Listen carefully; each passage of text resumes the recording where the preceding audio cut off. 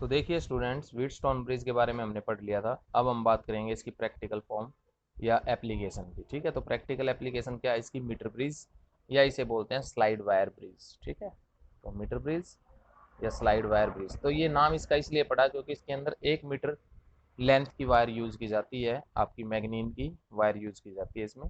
और slide wire bridge भी इसे बोल दिया जाता है क्योंकि इसके ऊपर हमारे पास एक जॉकी होती है और उस जॉकी को हम इस वायर के ऊपर स्लाइड करते हैं। ठीक है, तो जॉकी को वायर के ऊपर स्लाइड किया जा रहा है, इसलिए इसका नाम स्लाइड वायर ब्रिज। और ब्रिज इसलिए क्योंकि इसकी जो शेप आपने देखी व्हीटस्टोन ब्रिज, तो उसकी शेप कुछ ब्रिज जैसी है, इसलिए व्हीटस्टोन ब्रिज बोला जाता है इसको। ठीक है, तो इसीलिए इसको स्लाइड वायर ब्रिज भी कह दिया जाता है। तो मीटर ब्रिज और स्लाइड वायर ब्रिज क्या है?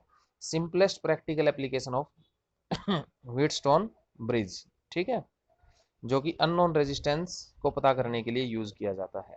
इसका प्रिंसिपल सेम व्हीटस्टोन ब्रिज का जो प्रिंसिपल है उसी पर बेस्ड है ये। तो प्रिंसिपल आपको पता ही है उसका, कि जब भी बैलेंस्ड कंडीशन होगी या ब्रिज बैलेंस्ड होगा, उस समय आपके जो ये रेजिस्टेंस का रेशियो है P by Q is equal to R by S होगा। कंस्ट्रक्शन में हमारे पास इस 1 मीटर लंबी मैग्नीन की वायर होगी जिसका यूनिफॉर्म क्रॉस सेक्शन होगा, और 1 मीटर स्केल को फिक्स किया जाएगा वुडन फ्रेम या वुडन बोर्ड के ऊपर, और इसके जो दो किनारे उन दोनों को सोल्डर्ड कर दिया जाएगा। ठीक है, एल शेप की थिक कॉपर स्ट्रिप ए और सी के साथ। ठीक है, तो ये आप डायग्राम में ही देख लीजिए, ये देखिए। तो यहाँ पर ये क्या है, ये 1 मीटर लंबी वायर है ए एंड सी के बीच में, सोल्डर्ड है ये एल शेप के, ये एल शेप दिखाई दे रही है आपको। दो थिक कॉपर स्ट्रिप यूज की है, ये कॉपर की बनी हुई है, ये मटेरियल जो है इसका कॉपर है। और फिर यहाँ पर भी ये आपके 3 पॉइंट आपको नजर आ रहे हैं। ठीक है, जो कि बी, डी और ए1, तो ये भी आपकी कॉपर स्ट्रिप है, और इस स्ट्रिप पर 3 पॉइंट्स बनाए गए हैं। अब देखिए इसमें ये व्हीटस्टोन ब्रिज की एप्लीकेशन कैसे है, कैसे हम इसको दिखा सकते हैं कि व्हीटस्टोन ब्रिज से ही मिलता जुलता है। तो देखिए व्हीटस्टोन ब्रिज में आपको पता है कि आपका जो टर्मिनल है ए, उस ए टर्मिनल से एक रेजिस्टेंस आर निकलता है, फिर दूसरा रेजिस्टेंस एस, और बीच में आपका गैल्वेनोमीटर कुछ इस तरह से, और फिर ये इधर रेजिस्टेंस पी, और ये इधर क्यू। तो देखिए इस आर को यहाँ आर बी रेजिस्टेंस बॉक्स से निकाल दिया जाएगा।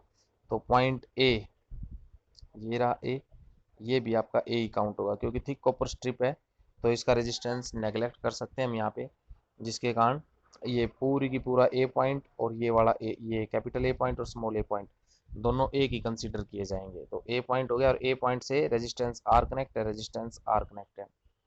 फिर रेजिस्टेंस आर से आगे रेजिस्टेंस एस पर हम जाते हैं, रेजिस्टेंस एस पर हम जाते हैं, और आर और एस के बीच का जो पॉइंट है, आर और एस के बीच का जो पॉइंट है, वहां से गैल्वेनोमीटर, वहां से ये देखो ये दिखाई दे रहा है आपको गैल्वेनोमीटर। ठीक है, तो अगर चाहो तो दूसरा कलर, चलो मैं दूसरे कलर से भी आपको दिखा देता हूँ।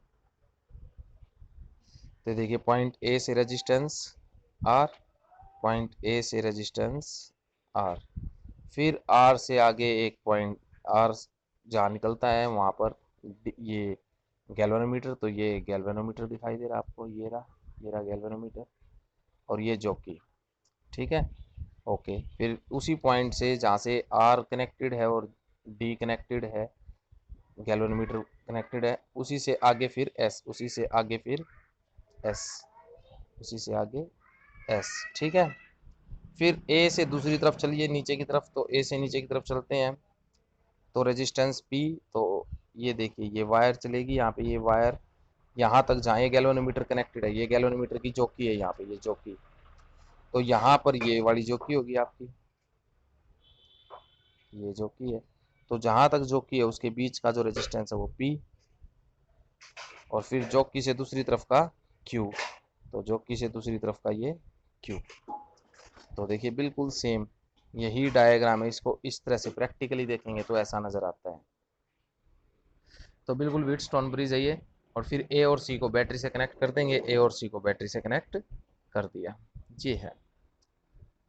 अब आपको पता है, अब हमें क्या करना है कि जो ये वायर है, जो एसी वायर है, एसी, इस वायर का जो रेजिस्टेंस है वो जो भी है, रो आपका एल बाई ए, एल इसकी फिक्स है, ए इसका फिक्स है, और रेजिस्टिविटी इसकी फिक्स है क्योंकि मटेरियल हम चेंज नहीं कर रहे, तो जिसके कारण इसका कुछ रेजिस्टेंस है आर वो फिक्स है पूरी का।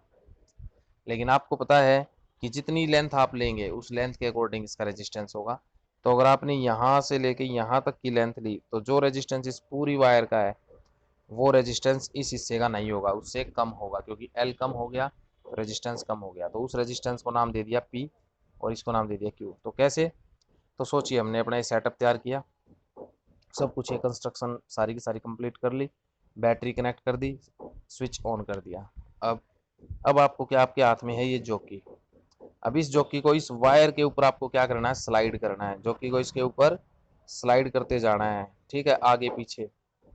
और जब आप स्लाइड करेंगे तो एक पॉइंट आपको ऐसा मिलेगा वायर के ऊपर जहां पर आपका ये गैल्वेनोमीटर है जीरो डिफ्लेक्शन दिखाएगा, यानी करंट आई जी हो जाएगा जीरो। इसी को बोलते हैं बैलेंस्ड कंडीशन, ठीक है, बैलेंस्ड व्हीटस्टोन ब्रिज। तो उस समय ये जीरो होते ही जो आपके रेजिस्टेंस का रेशियो है, या तो ये वाला ले लो, P by Q is equal to क्या हो जाएगा, आर बाय एस हो जाएगा, ठीक है। तो ये इतने इस हिस्से का रेजिस्टेंस पी कहलाएगा, इस हिस्से का रेजिस्टेंस क्यू कहलाएगा, ये एस है और ये आर है। तो ये रेजिस्टेंस हमारा नोन है, ये है अननोन, ये हम नहीं जानते। अच्छा, पूरा रेजिस्टेंस हमें पता है, पूरी लेंथ का इतना रेजिस्टेंस है, तो इतनी लेंथ का कितना होगा वो भी हमें पता है। तो पी भी हमें पता है, क्यू भी हमें पता है। तो पी पता, क्यू पता, आर पता, ऐसे में निकालना है। तो P by Q is equal to R by S, ऐसा आप निकाल लेंगे ऐसे। तो अब देखिए, चलो पूरा आगे समझते हैं अच्छे से। तो मान लेते हैं पूरी लेंथ है वायर की 1 मीटर की है, तो 100 सेंटीमीटर आप लिख सकते हैं, इसे 100 सेंटीमीटर लिख दिया। और ए बी जो लेंथ है, ये जो पोर्शन है ए बी, इस लेंथ को मान लिया एल, तो बी सी हो जाएगी 100 माइनस एल, बिल्कुल ठीक बात। अब रेजिस्टेंस वायर का लेंथ के डायरेक्टली प्रोपोर्शनल है, क्योंकि रो एल बाई ए, रो और ए तो कांस्टेंट है, एल आप अपनी मर्जी से जॉकी के अनुसार जितना ले चूज करना चाह रहे हैं, ए से जॉकी के बीच में, ए पॉइंट से जॉकी के बीच में, या सी पॉइंट से जॉकी के बीच में, जितना एल आप चूज कर रहे हैं उसके अकॉर्डिंग आपको रेजिस्टेंस मिल रहा है। तो P by Q is equal to क्या हो जाएगा, resistance of A B, resistance of this portion by में रेजिस्टेंस ऑफ दिस पोर्शन, ठीक है, क्योंकि ये हमारा पी और ये पी और ये क्यू, ठीक है ना। तो P by Q is equal to resistance of A upon में रेजिस्टेंस ऑफ बी सी। अब रेजिस्टेंस ऑफ ए बी की अगर हम बात करें तो वो क्या होगा, तो आपको पता है resistance directly proportional length of wire.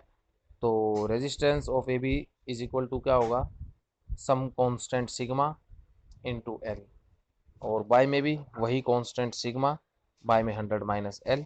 Sigma sigma वो कांस्टेंट कैंसिल आउट हो जाएगा, तो P by Q is equal to आ जाएगा एल अपॉन 100 माइनस एल। तो आपने रेजिस्टेंस को लेंथ की टर्म में प्राप्त कर लिया, कन्वर्ट कर दिया। अब पी बाई क्यू आपका किसके इक्वल है, आर बाई एस के, तो आर बाई एस भी किस, और पी बाई क्यू इसके इक्वल है, और P by Q R by S के इक्वल है, तो आर बाई एस इसके इक्वल हो जाएगा। तो एल अपॉन में 100 माइनस एल, तो यहाँ से आपको मिल जाएगा आपका एस इज इक्वल टू आ जाएगा R into 100 minus L by में एल।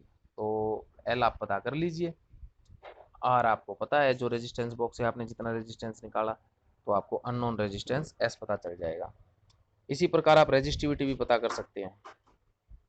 तो रेजिस्टिविटी पता करने के लिए आपको पता है एस आपको पता चल गया, तो जो भी वायर आपने यूज़ किया है एस की जगह पे एक वायर है, वो दिखाते हैं ऐसे, ये सिंबल है, लेकिन एक्चुअल में वो वायर है। तो उस वायर की कुछ रेडियस होगी, और रेडियस आपको पता है उस वायर की कुछ लेंथ होगी एल डैश, वो एल डैश आपको पता है, नाप सकते हैं, सारी चीज़ आप मेजर कर सकते हैं। आप उसका स्क्रू गेज का प्रयोग कर सकते हैं, ठीक है, रेडियस निकालने के लिए। तो आप रेडियस आपको पता चल जाएगी, लेंथ आपको पता है। तो एस इज इक्वल टू क्या होगा, रो एल डैश बाय जो भी इसका ए डैश है पाई आर स्क्वेयर। तो हमें तो क्या चाहिए, हमें रजिस्टिविटी चाहिए, तो रजिस्टिविटी आ जाएगी S into A dash by L dash. तो एस इंटू ए डैश या ए कह लीजिए, बाय में एल डैश, ए को पाई आर स्क्वेयर लिख दीजिए। सारी क्वांटिटी नोन हो गई है, तो आपको क्या पता चल जाएगा, रजिस्टिविटी ऑफ दैट मटेरियल, ठीक है। तो ये आपका टॉपिक है बच्चों, मीटर ब्रिज। तो आज आप इसे कीजिए, ओके।